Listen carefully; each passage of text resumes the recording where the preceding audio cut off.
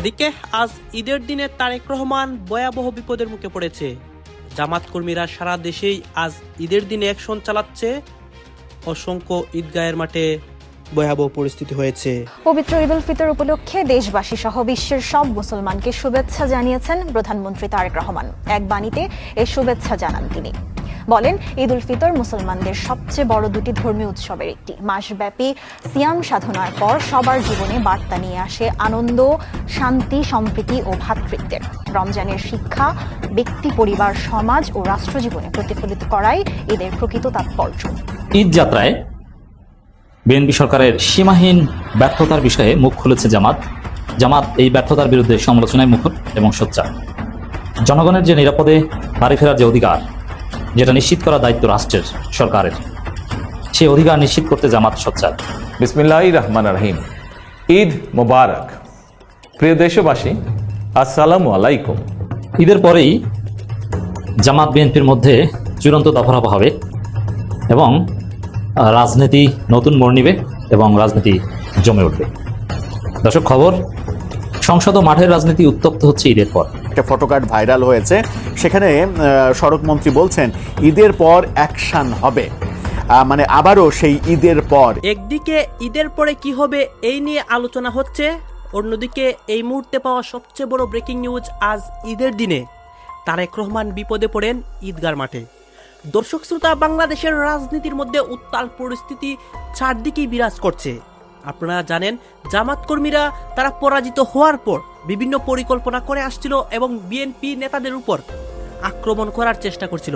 অবশেষে তাদের পরিকল্পনাটা বাস্তব হয় এবং দেশে একটা নতুন পরিস্থিতি তৈরি করে। আপনারা সম্পূর্ণ ভিডিও দেখবেন, বাংলাদেশের বর্তমান অবস্থা এবং তারেক রহমানের অবস্থা সবকিছু দেখানোর চেষ্টা করবো এই একটি ভিডিওর মাধ্যমে। রাষ্ট্র চালাতে কত ধানে কত চাল লাগে তারেক জি এবার টের পাবেন।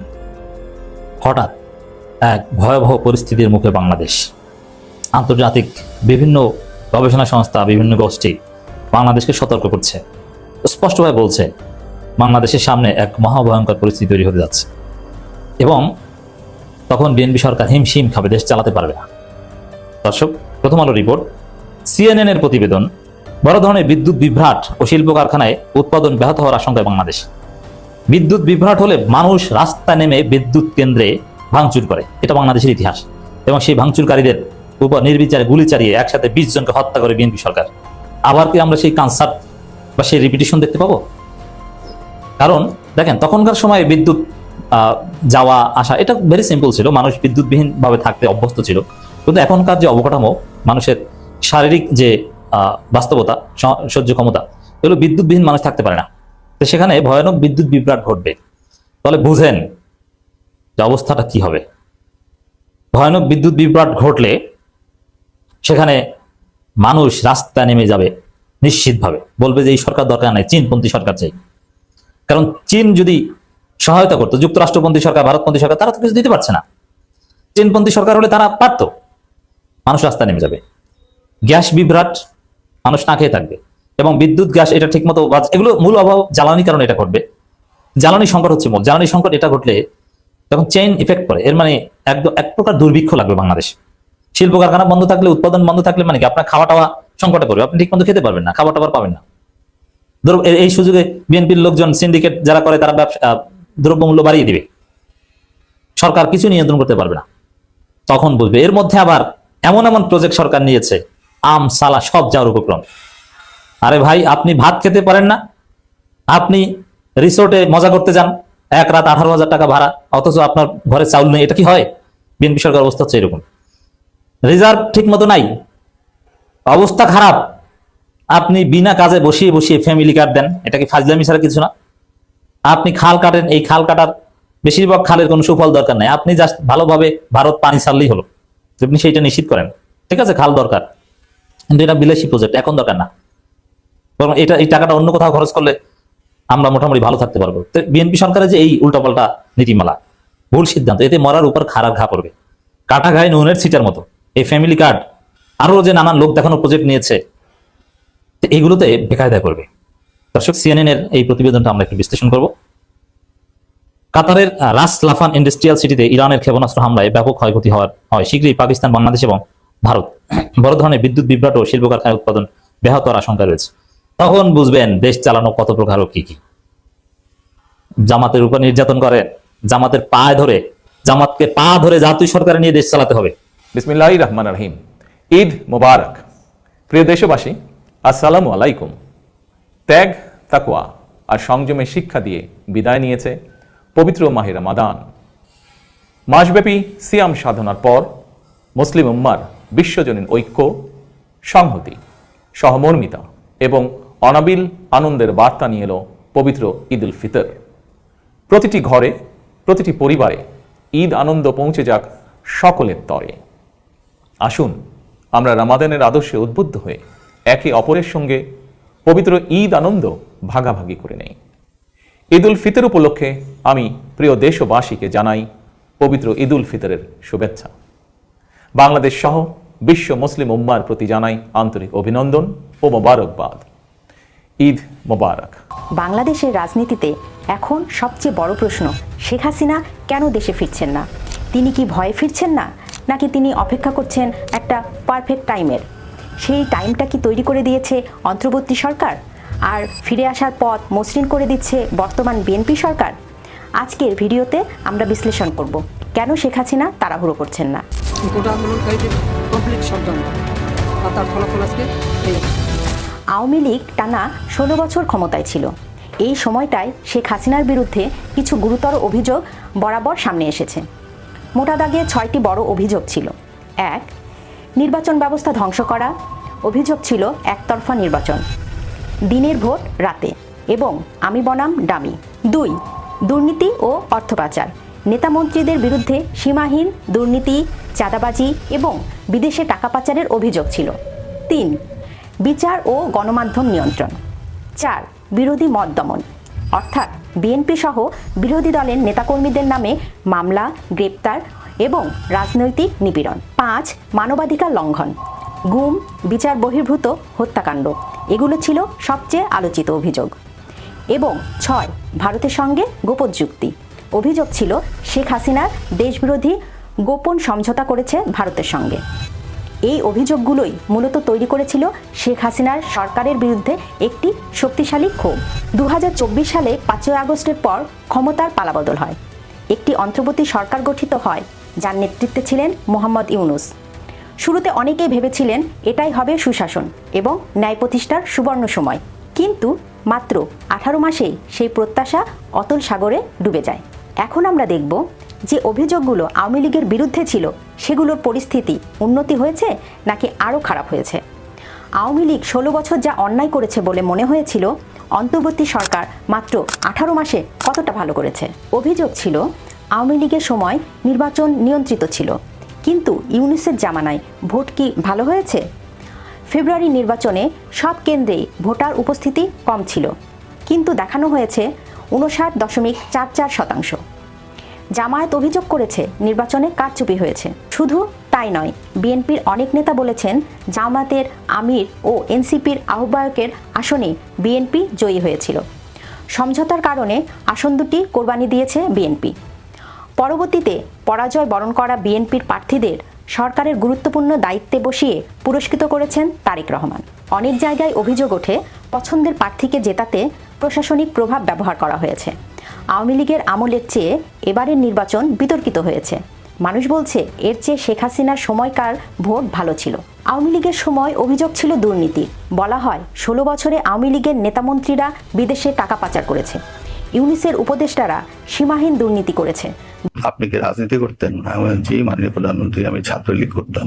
দেশের রাষ্ট্রপ্রধান হিসেবে জাতির উদ্দেশ্যে টেলিভিশনের সরাসরি ভাষণে যিনি আত্মবিশ্বাসের সাথে বললেন যে প্রধানমন্ত্রী পদত্যাগ করেছেন এবং তিনি সেই পদত্যাগপত্র গ্রহণ করেছেন, পুরো দেশ যার সেই কথায় ভরসা পেল, ঠিক 2 মাস পর সেই একই ব্যক্তি এক পত্রিকার সাক্ষাৎকারে সম্পূর্ণ উল্টো কথা বলে বসলেন।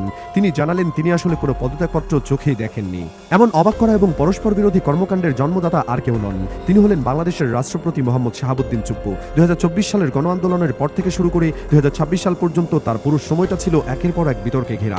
আজকের ভিডিওতে আমরা জানবো একটি দেশের সর্বোচ্চ পদে বসে কিভাবে তিনি বারবার নিজের অবস্থান পরিবর্তন করেছেন এবং নতুন নতুন বিতর্কের জন্ম দিয়েছেন তার আদ্যপান্ত। ঘটনার শুরু 2024 সালের 5 আগস্ট। দিনটি বাংলাদেশের ইতিহাসে একটি বিশাল পরিবর্তনের দিন হিসেবে লেখা থাকবে। দেশ জুড়ে চলা তীব্র ছাত্র জনতার গণ আন্দোলনের মুখে সেদিন তৎকালীন প্রধানমন্ত্রী শেখ হাসিনা পদত্যাগ করতে বাধ্য হন এবং দেশ ছেড়ে ভারতে চলে যান। পুরো দেশে তখন এক অদ্ভুত পরিস্থিতি। একদিকে মানুষের আনন্দ, অন্যদিকে সরকার না থাকার কারণে একটি শূন্যতা ও বিশৃঙ্খলা। ঠিক সেই মুহূর্তে সবার নজর ছিল বঙ্গভবনের দিকে। দেশের এই ক্রান্তি লগ্নে রাষ্ট্রপতি কি সিদ্ধান্ত নেন তার দিকে তাকিয়েছিল পুরো দেশ। সেই দিনে রাষ্ট্রপতি শাহাবুদ্দিন সেনাপ্রধানকে পাশে নিয়ে টেলিভিশনে জাতির উদ্দেশ্যে ভাষণ দিতে আসেন। পুরো দেশের মানুষ আগ্রহ নিয়ে সে ভাষণ শুনছিল। ভাষণে তিনি খুব পরিষ্কার গলায় দেশের মানুষকে জানান যে প্রধানমন্ত্রী শেখ হাসিনা তার কাছে পদত্যাগপত্র জমা দিয়েছেন এবং তিনি সেই পদত্যাগপত্র গ্রহণ করেছেন। এই একটি কথাই দেশের মানুষের স্বস্তি ফিরে পায়। সবাই বুঝতে পারে যে আগের সরকারের আনুষ্ঠানিকভাবে পতন হয়েছে এবং এখন নতুন করে দেশ পরিচালনার জন্য একটি পথ তৈরি হয়েছে। এরপর সবার মতামতের ভিত্তিতে তিনি ডক্টর মোহাম্মদ ইউনূসকে প্রধান উপদেষ্টা করে একটি অন্তর্বর্তীকালীন সরকার গঠন করেন। একই সাথে তিনি আগের সংসদ ভেঙে দেওয়ার ঘোষণাও দেন। সেই সময় তার এই ভূমিকা নিয়ে কোনো প্রশ্ন ওঠেনি, বরং মানুষ ধরেই নিয়েছিল যে তিনি সংবিধান অনুযায়ী তার দায়িত্ব পালন করেছেন। কিন্তু ঘটনার মোড় ঘুরে যায় 2.5 মাস পর। 2024 সালের অক্টোবর মাস। দেশের পরিস্থিতি তখন অনেকটাই শান্ত হয়ে এসেছে। অন্তর্বর্তীকালীন সরকার তাদের কাজ চালিয়ে যাচ্ছে। ঠিক এমন সময় দেশের জনপ্রিয় পত্রিকা মানবজমিনে রাষ্ট্রপতির একটি সাক্ষাৎকার ছাপা হয়। পত্রিকার সম্পাদক সরাসরি তার কাছে জানতে চেয়েছিলেন যে শেখ হাসিনার পদত্যাগপত্রটি আসলে কোথায়। এই প্রশ্নের জবাবে রাষ্ট্রপতি শাহাবুদ্দিন খুব স্বাভাবিকভাবেই জানান যে তিনি অনেকবার সেই পদত্যাগপত্রটি সংগ্রহ করার চেষ্টা করেছেন, কিন্তু তিনি তা পাননি। নিজের পক্ষে যুক্তি দিতে গিয়ে তিনি বলেন, হয়তো শেখ হাসিনা পদত্যাগপত্রটি লেখার বা জমা দেওয়ার সময় পাননি। এই একটিমাত্র কথা পুরো দেশের রাজনীতির মাঠে যেন বোমার মতো কাজ করে।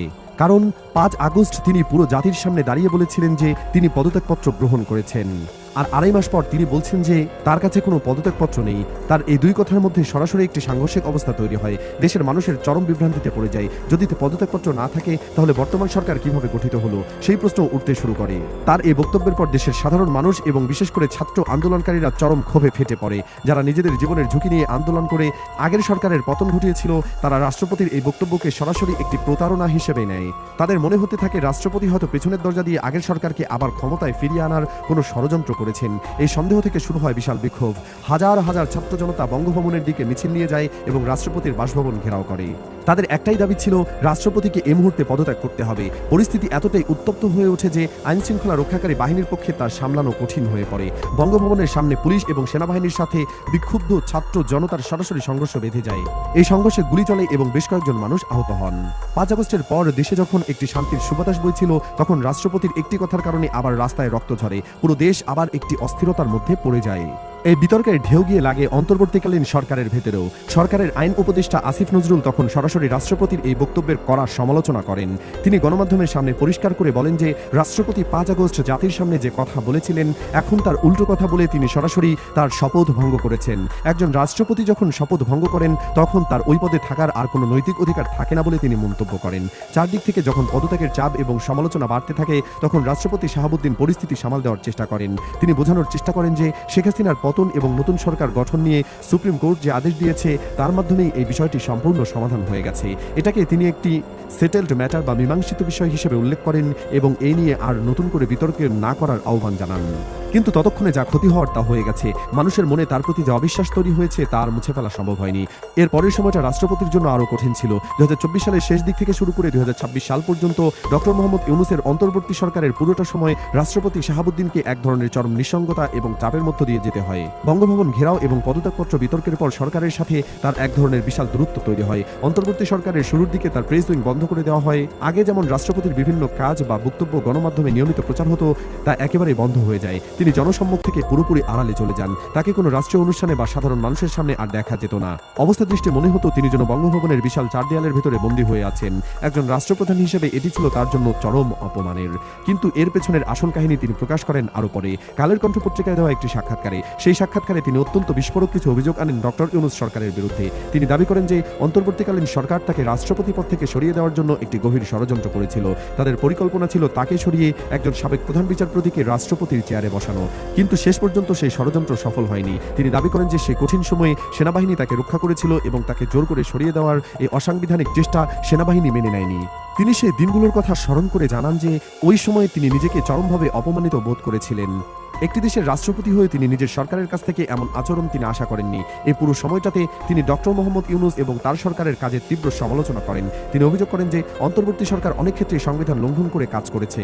এই টানা চাপ এবং অপমানের কারণে তিনি মানসিকভাবে এতটাই ক্লান্ত হয়ে পড়েন যে তিনি সিদ্ধান্ত নেন 2026 সালের ফেব্রুয়ারির নতুন নির্বাচনের পর তিনি নিজ ইচ্ছাতেই পদত্যাগ করবেন।